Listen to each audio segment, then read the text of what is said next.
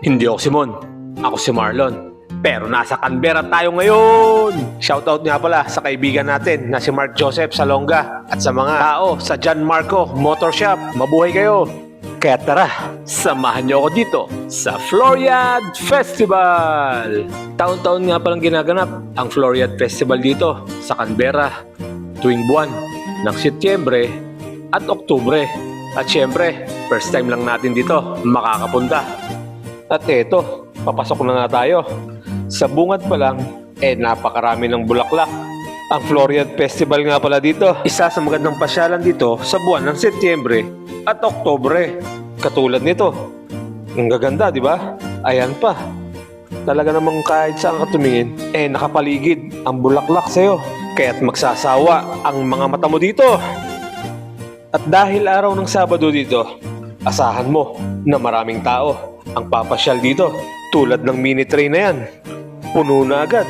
Hindi ko lang alam kung ilan libo ang bulaklak na mayroon nakatanim dito. Sa sobrang dami nito, hindi mo ito mabibilang. At ayan nga pala ang kapatid ko. At eto, may nakasalubong pa tayong malaking bubuyog at isang paro-parong bukid. At banda naman dito, eto, may malaking mantis. At may nakita pa tayo dito na nagpapalabas.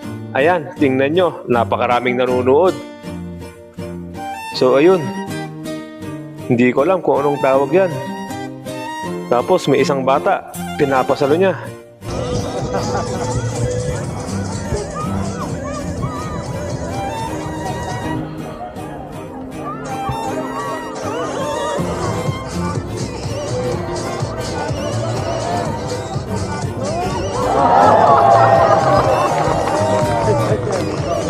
Libre nga lang pala ang pagpunta namin dito.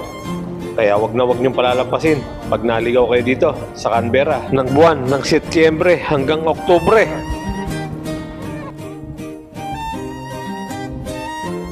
At may nakita tayo mga nagpe-painting dito ng mga bulaklak. So ayan sila sa Gedli. Ang dami nilang nakahanay dyan.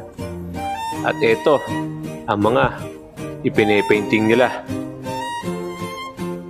Ang magagandang bulaklak dito sa Floriad. At eto ang iba't ibang klase ng mga bulaklak. Ayan oh, napakaganda, di ba?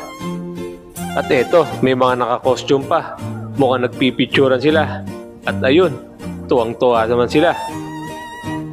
Ayan pa guys, ang napakamakukulay na bulaklak. Perfect spot nga pala yan sa picture dahil may nakasulat doon na Floriad. Kaya't hanggang dito na lang muna. Maraming salamat at nasayang ko na naman ang 3 minuto ng buhay nyo. Pa-like, comment, and share na rin ng video na ito na para mapanood ng iba. Adios!